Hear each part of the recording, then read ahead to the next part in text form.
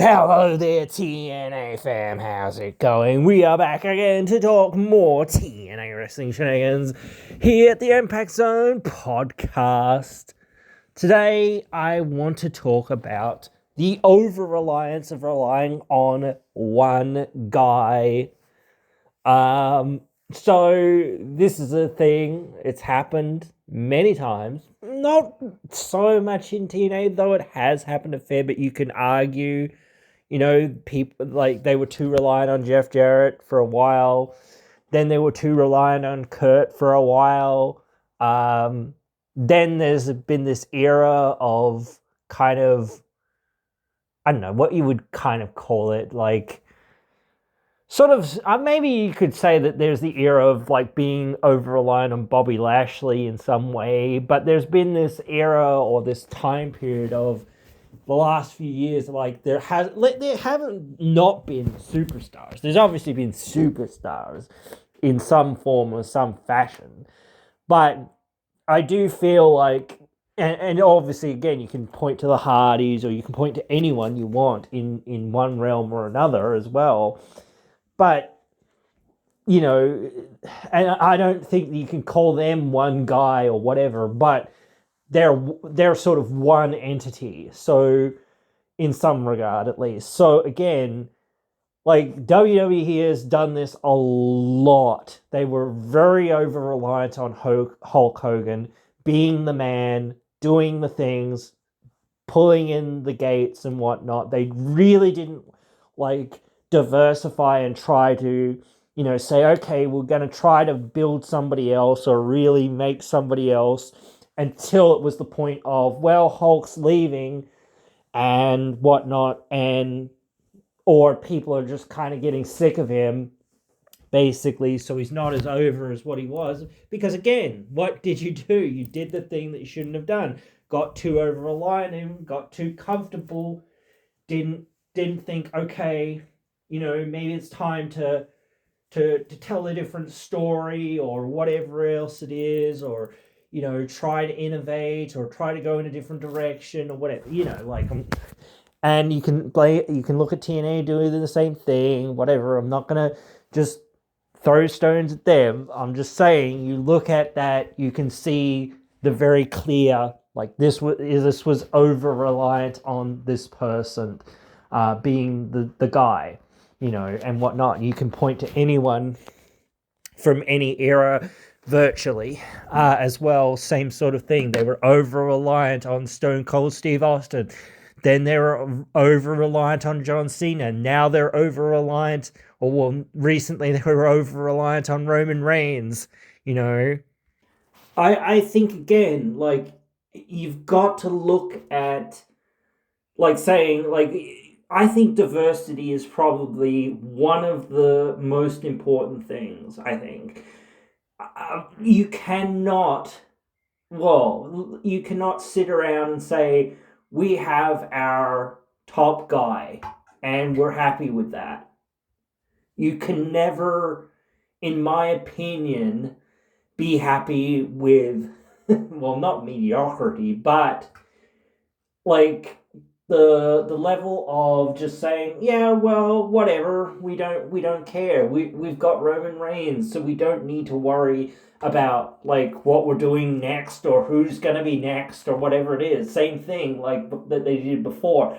Like we've got John Cena, so we don't care who kind of else is here or whatever else it is. Like this is what it is. We have this person, and like I think you can put them. One of the biggest reasons that I think the Reign of Terror is so hated is because they never really let, or there was never really that level of, people, got to the point of suddenly this person's now over and now they get a chance, and who knows? Like I don't know. Could they have carried the company for a long period?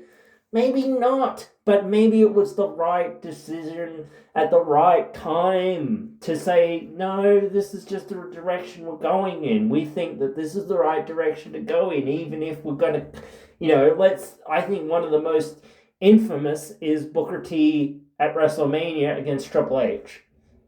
Like, and I don't think, like, maybe, like, back then, maybe Booker T, like, didn't have such a big name as what he sort of has now, as well. But even then, you say the guy had been 5-time WCW champion. And I know, like, maybe to them, that didn't mean squat all. Because, like, and then, like, maybe that there was other issues, like, going on there.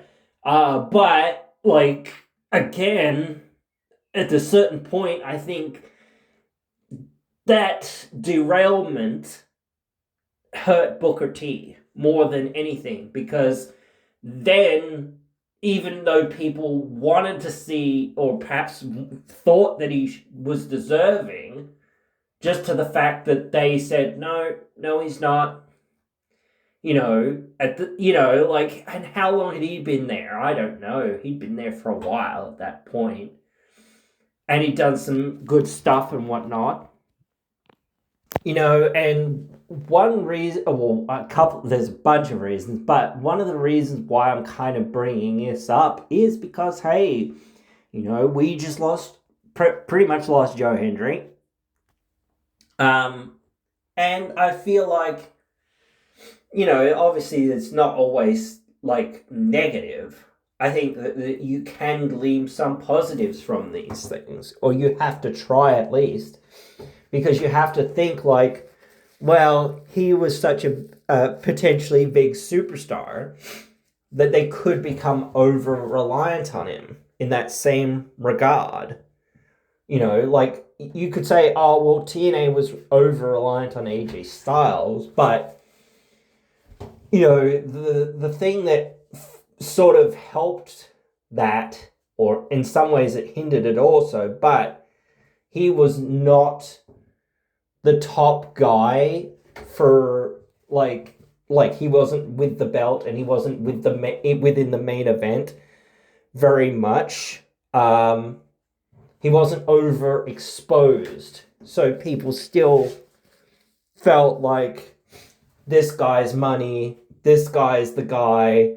They didn't get tired of him, maybe because he did change gimmicks and he did freshen things up as well. He never just sort of stayed this, not like he changed everything about him, but he kept moving with the times. He didn't just stay stagnant and whatnot. So again, that helped him, these different things, these different iterations, whatever else you want to say about it, he always had something else, where it was like, okay, we're going to go this way, we're going to go that way, we're going to, and that's the thing about, like, having somebody more long-term as well. Like, if you have somebody more long-term, you've got to find more and more things to kind of do with them that you kind of haven't really done with them before, but yet still keep them somewhat prominent. So it is a balancing act of saying, well, we've got to keep this person prominent, but we've also got to elevate some other talent. We can't just rely on Styles to be here and Styles to be the best, and whatever, you can't rely on it. You can't rely on anything. So that's why, like, if Joe Hendry had stayed, it might not have actually been, like, it could, like, obviously you've got to take the good with the bad. Obviously, you don't know whether they're going to become over-reliant on the guy or whatever, and things like that. So it's like, well, you just got to look at it the most positive sort of spin in many ways. And I think people will remember that. I think people remember the best bits, which is what usually happens. People tend to forget the things that were, or mostly, for the most part, like, they tend to forget the things that were like, oh, this didn't hit, or this was forgettable, and this didn't really matter, or that was actually really shit, or whatever else it was, and things like that. But people mostly forget those things they focus in on the things that are like, oh yeah, this was cool and that was cool, and you know, they have rose tinted glasses for everything in a few years' time, you know, like so in the end, like you've got to kind of like not forget that there were those bad things or that more mediocre things, or it wasn't just an overnight thing where it was like, oh, suddenly this guy is the guy or whatever. No, you know, it takes time, it takes effort, it takes energy, and, you know, all those sorts of things. So it was a big thing to help elevate TNA for the time that it was there and that was doing its thing. Like again, I don't know whether you're gonna immediately elevate Joe on the main roster or not. That's like up to them, I guess. I don't really guess we need to talk about that. But again, it's interesting thought because in some ways you could say that they could do what TNA might not have been able to do, which is get the chance to be over reliant on him. So, like, again, you need to think, like, if we're going to succeed, I think the success of the company, not the individual, is the most important thing. So, though you need individuals in the company to be successful, in many ways, you need as many individuals to be successful. And when you have somebody that's so super popular that it is the clear out and out favorite, it, like I said, it's kind of like hard to justify saying, let's put, you know, these guys together, or let's do something with these guys, because, well, the most popular person is still there. And so everyone else has kind of got to dance around that. And eventually it becomes like, well, you've run through everybody and run through everybody again, you know, type thing. So it's like, there's nothing, you know, sort of thing. Like, until you get new people coming into the company or whatever, it's like, wow, cool. There's no one left. You know, there's no challenges left. There's no stories left. There's no reason. Like, so, like, what do you do then? So, it can become that, like, it's too successful for its own good sort of thing. Like, you've got to take the belt off the hero that everyone wants so that you can be like, okay, we've got to invest people in this guy again because, you know, we can't just have him being the guy all the time.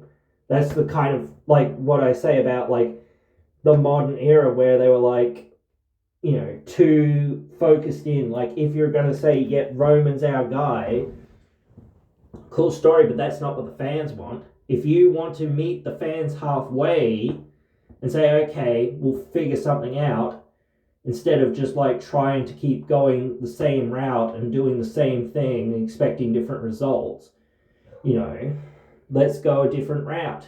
Let's turn this guy heel, or let's go a different way. Obviously, the fans won't probably boo Joe Hendry, but again, those are the sorts of things that you need to realize of saying, hey, well, we just need to make other people not just jealous, but tired of the, you know, the Joe Hendry train, so to speak.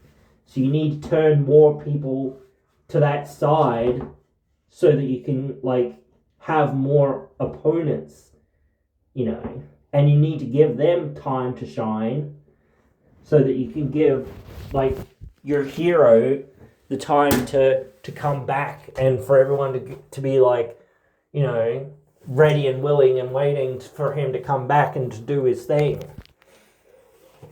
So those are the things that you've kind of got to do. You can't just keep the same guy as the centerpiece. He can be part of that centerpiece, but you need other guys and gals, mostly in this case guys, to form and get over. And And you sort of saw that with like them giving a match with Santana versus Hendry. You know, they were trying to transfer some of that momentum onto Santana, which I think it's kind of cool, but like I don't think Santana actually needed that much. Honestly, at that point, I think he'd already gotten to that point of, you know, this is the new guy type thing, and he'd already been stamped with that fairly well for a while. So I don't think that was that helpful. I think if Joe had have lost to somebody else, like AJ Francis or Nick Nemeth or somebody else, what have you, then you would have had another up and coming heel for Santana to fight or whatever. Same for like maybe Kazarian or whoever. Like I think Kazarian did beat Hendry at one point there, but it really didn't mean as much because of the circumstances. And then you had EY beat him, and again, because of the circumstances, it didn't feel as big. So those were the two like more minor ones where it's like, and again, like I still think like, I don't know whether they know what they're doing with Francis. Maybe they feel like, oh, we don't know whether we can put him in that position because he can't carry matches or whatever, or whatnot, to the level that we really want people to. So they feel like, hey, you know, they didn't do that, but I think that they should have probably done it because, again, like there aren't that many other people that are there that I feel like, you know, they could get into that position or whatnot.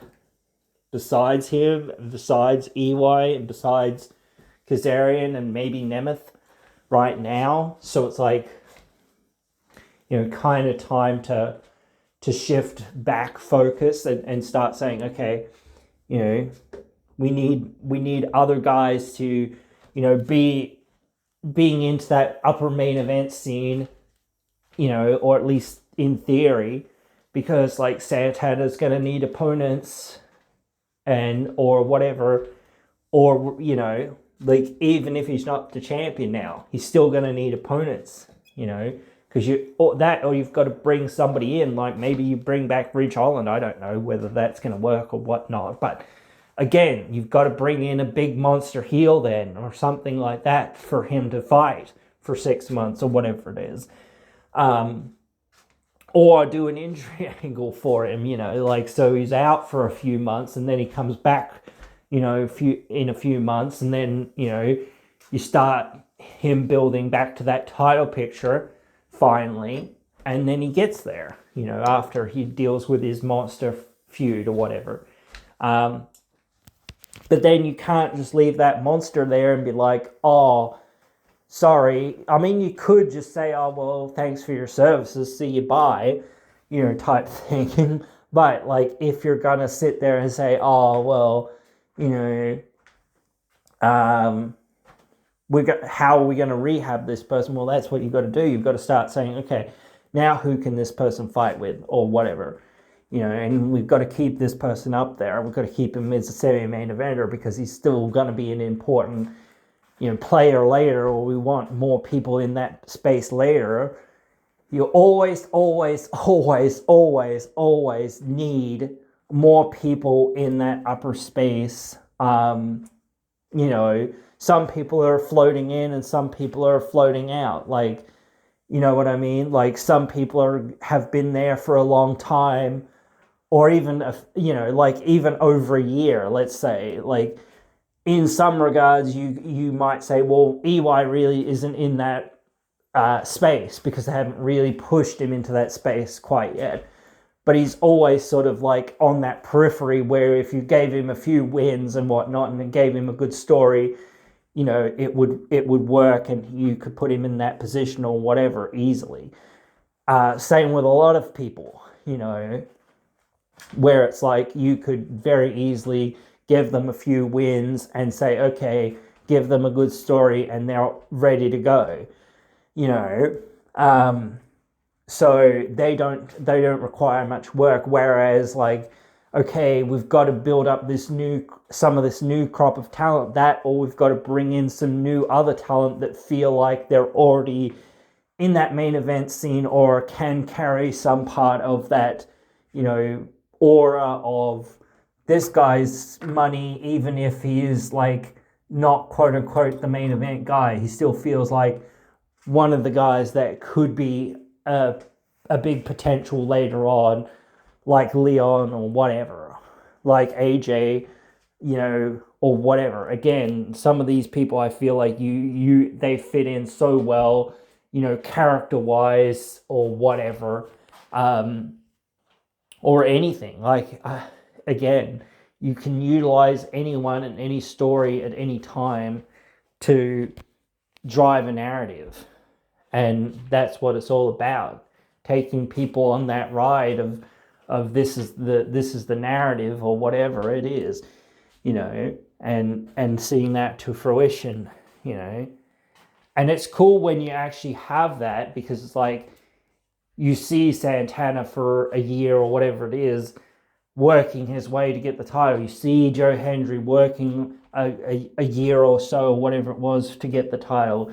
You see, whoever it is, Mickey James on our last rodeo, trying to, make sure that she's not forgotten about and she still can go and whatever else it is and all this stuff. After having suffered a couple of, pretty big losses, and whatever else. So you had all that sort of stuff where it's like, okay, these are their stories, it's their time, and, like the situation at the main event or whoever's there doesn't really matter. Like, you've got to get it into a position that's like, makes sense for this person to go up against this person or whatever, and then go from there. So, but yeah, like I said, the main thing is you just cannot get over reliant on anyone, no matter how successful they are. You've got to make someone just as successful. You've got to have your Rocks to your Austins, so to speak. You've got to have your Triple H's to your Rocks and Austins. You know what I mean? Like, you've got to have these guys that just feel as important and as, relevant to everything as the others. And that's kind of like what you kind of missed out on for a little while there, where like you did have Kurt, or you did have a few other people that were feeling like these are definitely the top guys, but there just doesn't feel like some of these other guys are coming along at the same rate, or they're not being allowed to be pushed into that space or what have you. But that's the same thing that you've got to look at in TNA, or, even in the past or whatever, or even now. So you've got to look ahead and say, okay, what are the talent like that we'd be interested in, that we see some potential in? But like, you've also got to be like, well, are they going to go to WWE in a year, or are they going to get swept up by WWE or AEW? Because again, that's the situation that it's in right now. So, but yeah, guys, I know that you guys mostly know all this stuff, but I've got to go through it, got to discuss these things, got to make episodes, and got to discuss it for the people that don't get this stuff. And it's fun to go through and talk about, so I hope you have enjoyed it, and hope you will join me again in another one.